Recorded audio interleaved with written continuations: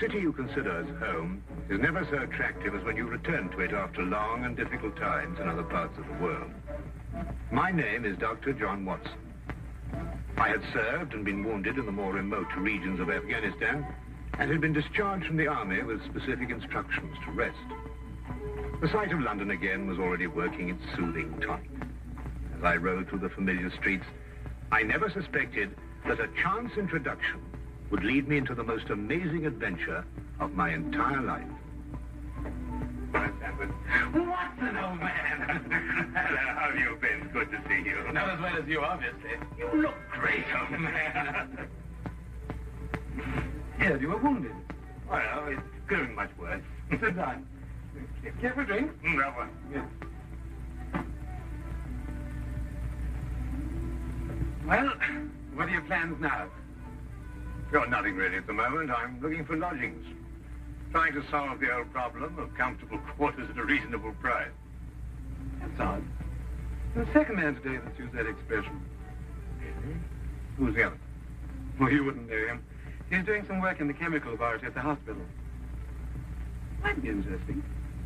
Yes, well, I wouldn't mind sharing a flat with somebody if he was all right. Well, Anything wrong? Oh, no. He's rather strange. Well, what's wrong with him? Nothing wrong with Holmes. That's his name, Sherlock Holmes. Well, I saw him this morning. He was doing some research with a corpse. Oh, what was he doing? He was beating it with a stick. I beg your pardon? Did you ring, sir? 2 shillings, please. Very good, sir. What did you say this Sherlock Holmes fellow was doing? He was beating a corpse with a stick. Oh? What in heaven's name do you want to do that for? He wanted to find out if it was possible to inflict a bruise on a body after death. Why? You know? Did you ask him? It's another strange thing about this Holmes. Somehow, one never thinks to question him. No.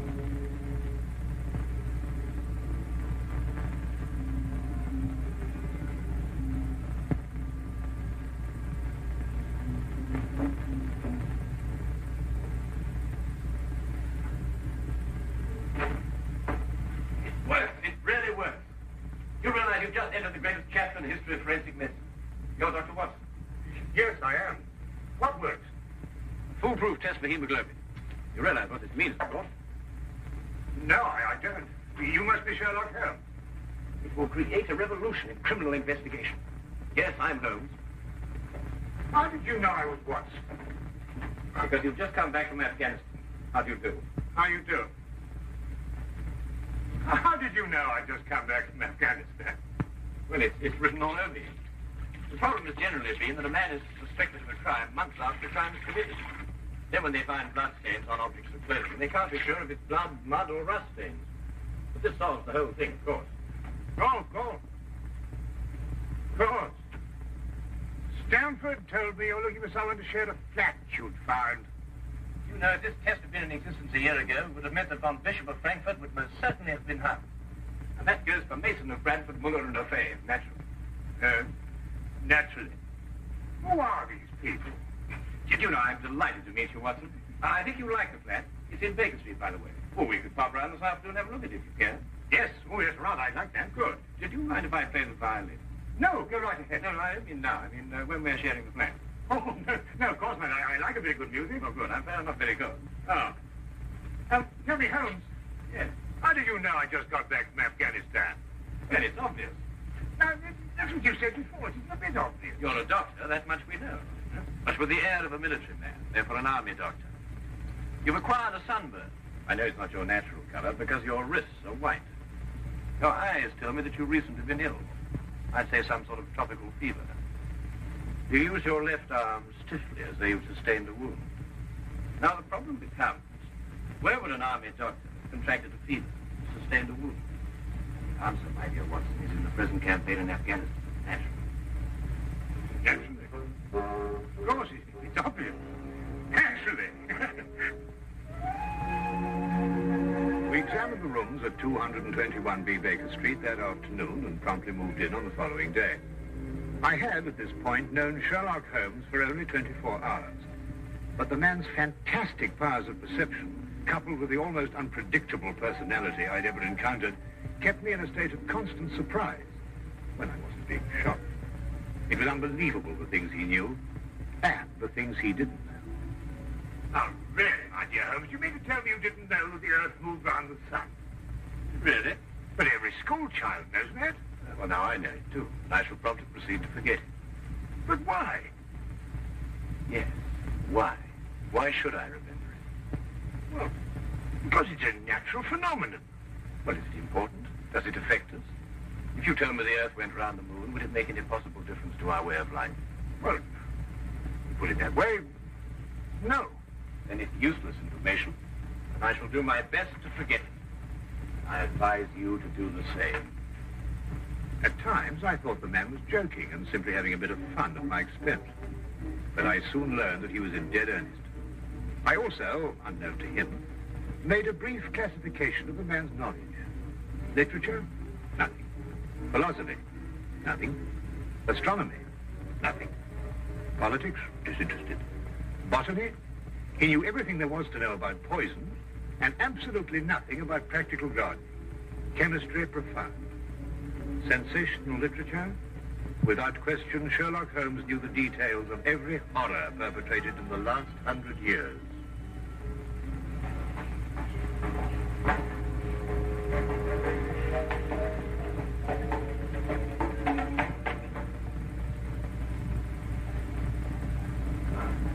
I believe we have a visitor.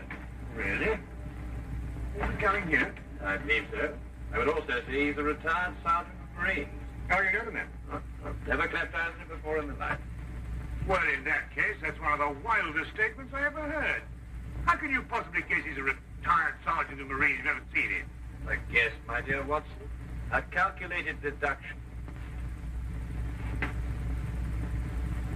Yes, he is coming up here. Do you mind if I ask him his profession?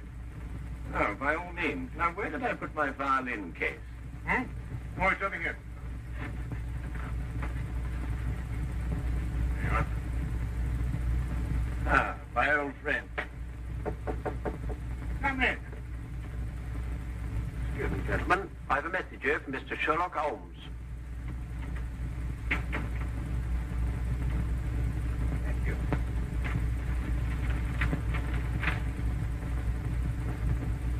Excuse me.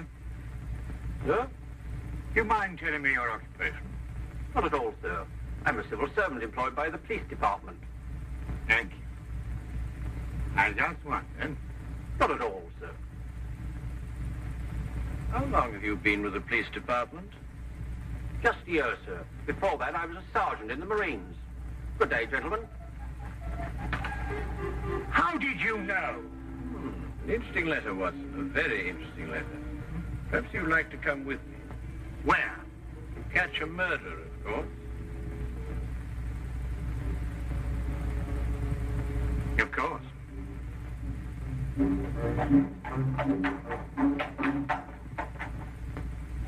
How did you know that that man was an ex-sergeant of Marines? Who? A messenger from the police. Oh, yes, the retired sergeant of Marines. That's what I said. Well, there's nothing mysterious about such observations, my dear Watson, but unfortunately, when explained, they lose their romantic order of mystery. My decision was based on observation and logical deduction.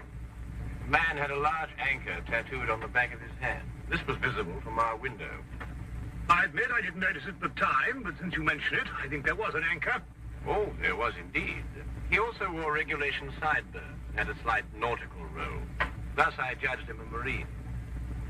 Well, guess, I grant you, but only a refinement of guesses one makes every day. Don't be so disgruntled, Watson. Test your own powers of observation. We are entering the perfect situation.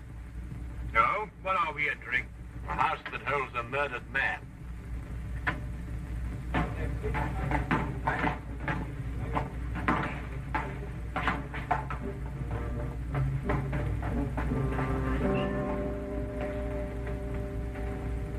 Inspector Lestrade inside? Yes, sir. May I have your name, please? Yes, Sherlock Holmes. This is Dr. Watson. Oh, that's quite all right, sir. Inspector Lestrade gave instructions to admit you. Oh, good. Oh, by the way, has the body been removed? No, sir, but the medical examiner's just called. Oh, thank you. Let's hope they haven't moved things about too much. The police forces of the world seem to have an organized science of messing things about. Oh, I wouldn't say that, Holmes. Now then, move along there, everybody, move along. There's nothing to see today. I don't know. I swear I don't know. I tried to help you. Don't you believe me? I had to do what I could. It was instinctive. Instinctive for a woman like you to commit murder. That's not true. You know it's not true. I know you hate me, but you can't believe I'd do a thing like this. Yes, I can, and I do. She's a murderess. You know it as well as I. She murdered your brother. It's a lie. Yes, it's a lie. Frank, our story's a lie. The relationship you had with my son was a lie. My son's been murdered. This girl's a murderess. Why she did it, what her motive was, I don't know. They were engaged without my blessing. I can only be grateful that she gains nothing by her crime. Your duty now is to convict her. Just a moment, please.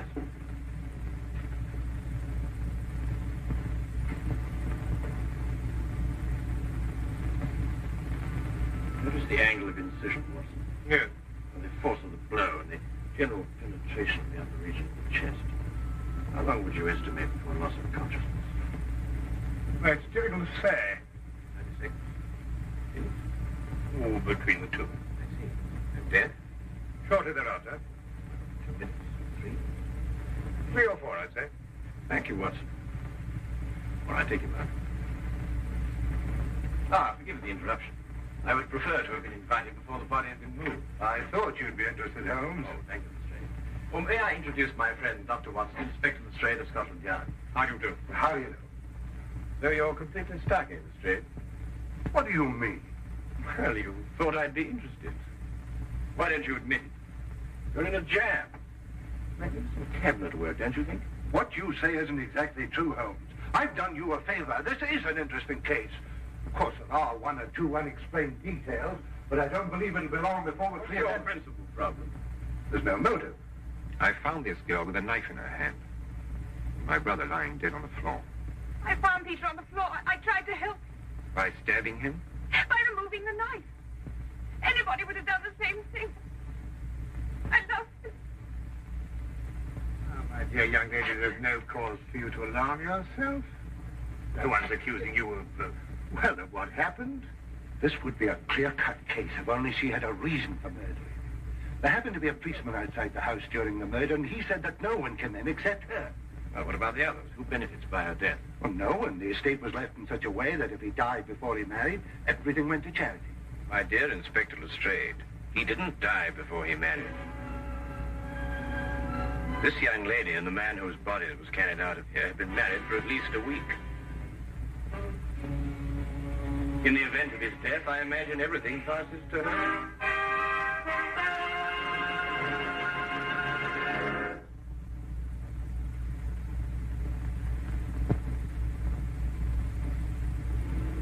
And now we return to the case of the Cunningham heritage. How did you know they were married? Weren't you?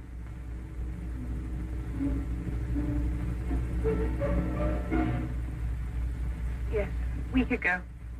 Then you do benefit by my brother's death. You're his heir. I don't know if I am or not. I only know I didn't kill him. I swear I didn't. Where were you married? We went down to Brighton last weekend. Well, why didn't Peter say anything about it? I don't know. He asked me not to say anything. Of course I didn't. I'm afraid, young lady, I'll have to ask you to accompany me to headquarters. Sam.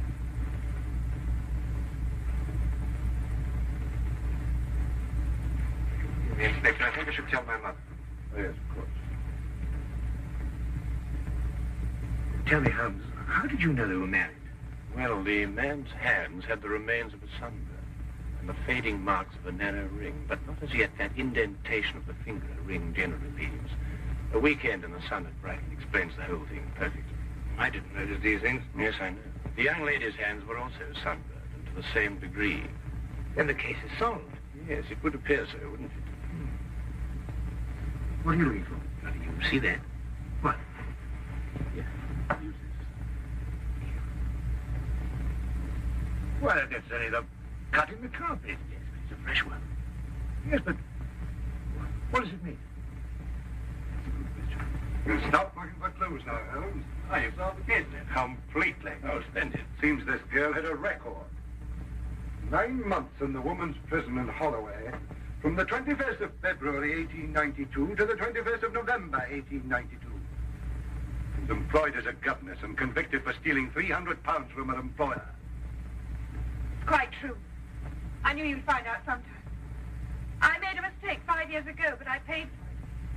But Peter knew all about it before we were married. I never tried to hide it from him. You didn't know what else you had in mind. I had nothing else in mind except that I loved him. I'm afraid I must ask you to go with the officer, miss. Rather, madam.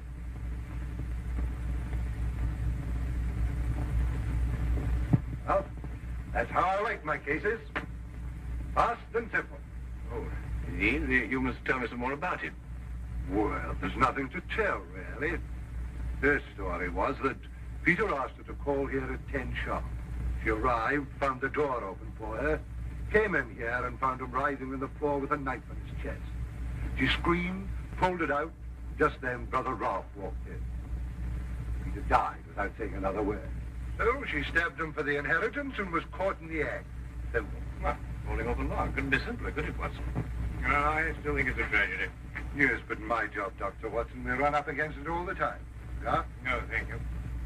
Well, I suppose you've had some amazing adventure. Yes, but one learns to have a real philosophy of life and get a good perspective. Yes, I suppose. But just the same, I think it's a pity. Just another case of a clever girl being too clever. The clever girl who intended to murder her husband, she certainly chose the most stupid possible way to commit the crime. What was that? Well, what's this? Checkbook. Oh, amazing deduction, Lestrade. Look. So Peter Cunningham drew a check for £1,000. 6 weeks ago. And 5 weeks ago. And 4. And 3. And 2. And that's all. Well? They're drawn to cash. Well, I don't get your point. He was a very rich man. What? A great deal of cash. It was his own money. I suppose he could do what he liked with it. You may have hit the proverbial nail, Lestrade. Now, look here, Holmes. You're trying to start something that just doesn't exist. You think so? I have a great deal of respect for your opinion, Holmes. But your trouble is that you can't leave things alone. If there isn't a mystery, you have to make one, or you're not happy. You're right, I'm not happy. There are marks on the carpet indicating a struggle. The man whose body was carried out of here was over 6 feet in height. If he had struggled with the girl who had left here, I don't think he'd have lost. She surprised him. Oh, but he was expecting her. That's her story. I'd say she sneaked up on him. What, had stabbed him in the chest? How do you sneak up on someone and stab him in the chest, Lestrade? Now, look here, Holmes. You're trying to start something, and I just won't stand for it. That girl's a jailbird, and she's guilty, and she's going to hang. And that's the end of the case. I see Inspector Lestrade is up to his usual mental gymnastics, trying to hammer square pegs into round holes. Well, it's been a great pleasure meeting you, Inspector. I warn you to keep away from that man, Holmes, or you'll be insane in less than a week.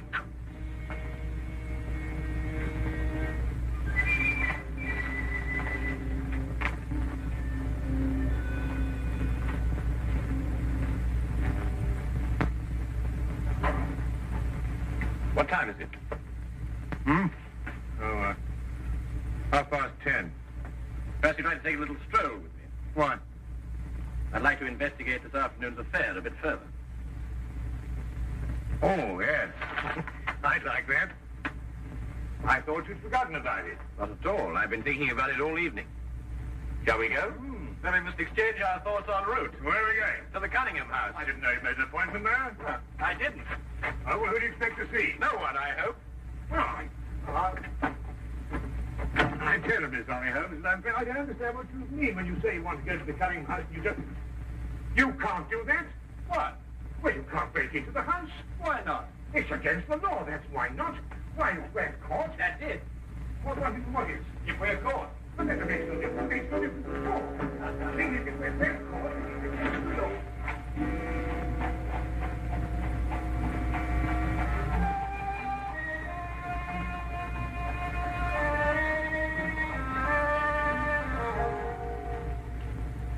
quickly now.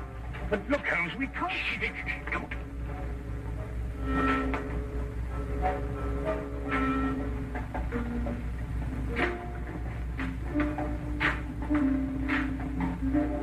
Good evening, Inspector. Good evening, Sergeant. Everything all right? Yes, sir? I just thought Sherlock Holmes might have dropped by. Where'd you get the key? The key's a burglar's tool. A burglar's tool? Street clear? Yeah.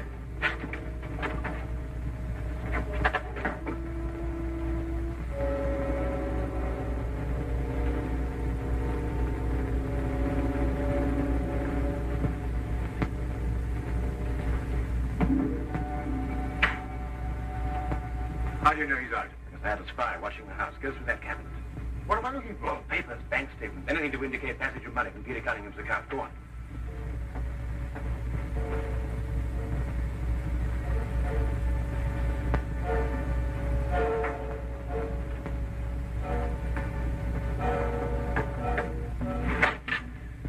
It's absolutely ridiculous. Looking for something and you don't know what in order to catch somebody and you don't know who. Quite ridiculous. Nothing over my side. Keep looking. Who do you think's got it? Whatever it is we're looking for. Why did Peter Cunningham try to hide the fact of his marriage? A week or a month with the main indifference as far as his mother was concerned. She would never have consented to his new bride anyway.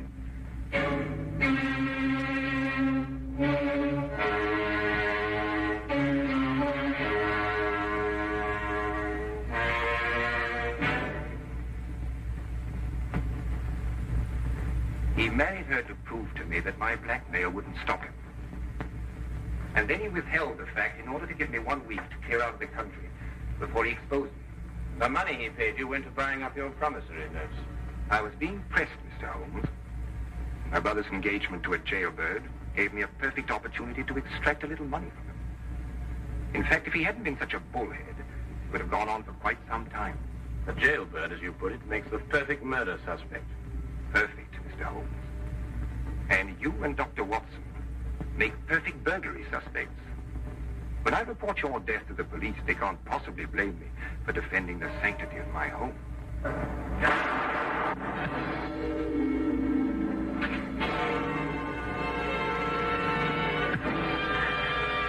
Well done, Watson. Oh, I could have done a bit better. It was my bad shoulder. Quite all right, Watson. Think no more about it. So that's our murder. Yes, the only possible one, of course. Only a man could have struck that blow. Peter died, as you say, within 3 or 4 minutes. And there was a body outside the whole ground. Yes. Crystal clear. No, it's obvious. Well, what do we do now? What's going on here? Who fired that shot? We will sit with a good inspector. And with the aid of our evidence, a bit of logic, and a few simple diagrams, we will endeavor to convince him that night follows day and that 1 and 1 inevitably makes 2. How did you two get in here anyway? Now, Inspector, calm yourself, calm yourself. Come, sit down. Now, there's a good friend to sit right here. Now, you see, we have a great deal to talk about.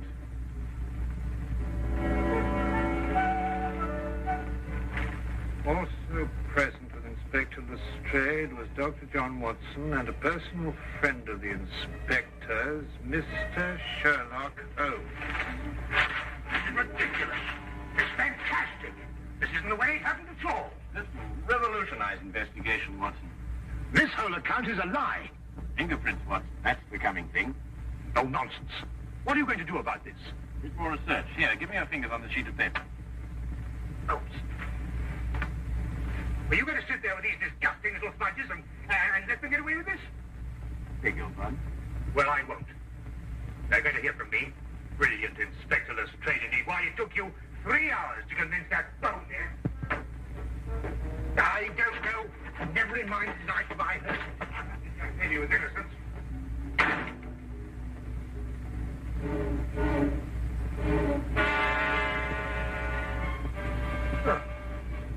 I wonder if he got more than a shoulder wound in Afghanistan.